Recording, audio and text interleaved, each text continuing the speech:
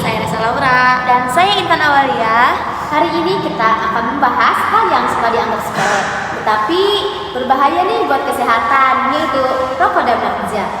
Kita akan membongkar.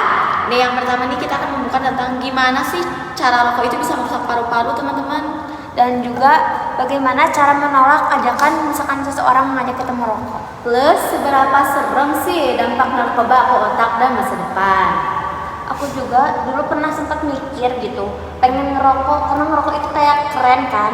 Terus untung sadar sebelum mencoba gitu. Untungnya ya untung sadar ya, enggak terjerumus ke yang lebih dalam. Iya.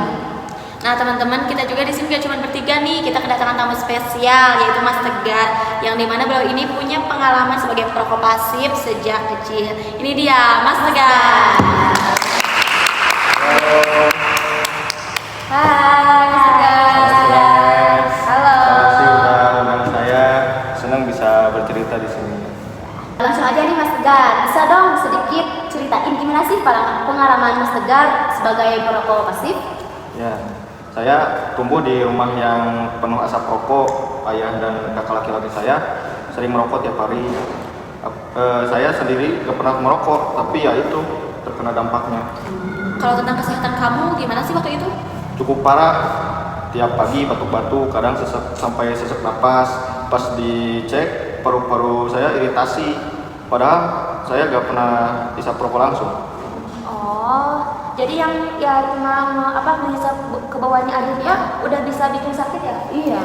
Ya benar, resiko kanker paru-paru untuk perokok pasif bisa naik 20-30%, gak main-main. Ngeri banget ya.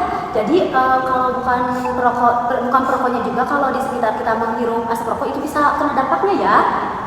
Nah Intan, kan tadi kamu sempat bilang nih hampir nyobain rokok. Gimana sih kamu menolak ajakan untuk menolak ngerokok tersebut? Ya dulu pas SMA, teman-teman aku kan banyak yang merokok. Awalnya aku mikir biar sama kayak yang lain gitu, biar gaul juga, ya ikutan aja gitu. Biar keren gitu. Iya, tapi ternyata nggak segampang itu gitu. Nah kan kata Intan nih, pas mau nyoba-nyoba itu pas lagi SMA ya, dimana masa penasaran anak SMA itu tinggi banget nih. Terus gimana sih sampai Intan berani buat nolak, enggak jadi pengen ngerokok gitu? Awalnya sih Boya juga, terus kayak suka nolaknya tuh kayak, belum siap dirawat di rumah sakit baru nih gitu. Tapi lama-lama aku bilang aja terus terang bahwa aku tuh sayang paru-paru aku gitu. Ternyata banyak juga teman-teman yang diam-diam setuju gitu, tapi nggak berani ngomong. Keren. Emang kadang kita butuh satu orang yang berani nolak duluan, baru yang lain ikut. Intinya tuh harus punya prinsip dan berani bilang enggak atau tidak ya. Itu bentuk keberanian juga gak sih? Iya. Nah teman-teman nih, sekarang kita bahas yang lebih berat, itu nafsa. Banyak banget anak muda sekarang yang terjerumus ke dalam hal tersebut nih. Nah teman-teman, sekarang kita bahas yang lebih berat, yaitu nafsa. Banyak banget nih anak muda sekarang yang terjerumus ke dalam hal tersebut. Aku pernah punya teman yang coba-coba sabu. Awalnya katanya buat biar semangat gitu, tapi akhirnya dia ketergantungan. Efeknya bisa langsung ke otak ya atau gimana? Iya banget. Dia jadi sering lupa, gampang marah, dan akhirnya drop out. Otaknya rusak fungsi, pengendalian dirinya kacau banget. Dan ternyata berdasarkan studi, narkoba memang bisa merusak struktur otak, bagian yang atur emosi, kontrol diri, bahkan juga ingatannya bisa hilang gitu ya. Dan masa depannya pun jadi hancur, pendidikan terganggu, pekerjaan sulit, hubungan sosial pun jadi rusak. Iya, semuanya bisa berantakan cuma karena satu keputusan yang salah gitu kan. Jadi teman-teman, dari rokok sampai narkoba semuanya itu punya dampak yang besar ya, nggak cuma ke tubuh tetapi juga ke masa depan. Jangan takut ngerasain sakit baru berhenti, mending jaga kesehatan dari sekarang gitu. Dan ingat ya teman-teman, jangan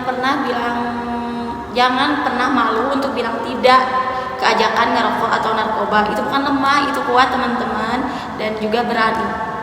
Semoga cerita saya bisa jadi pengingat. Kita nggak perlu ngalamin sendiri buat bisa belajar dari pengalaman orang lain. Terima kasih kepada Mas Tegar dan buat pendengar. Kita harus jaga diri, jaga paru-paru, dan juga jaga masa depan.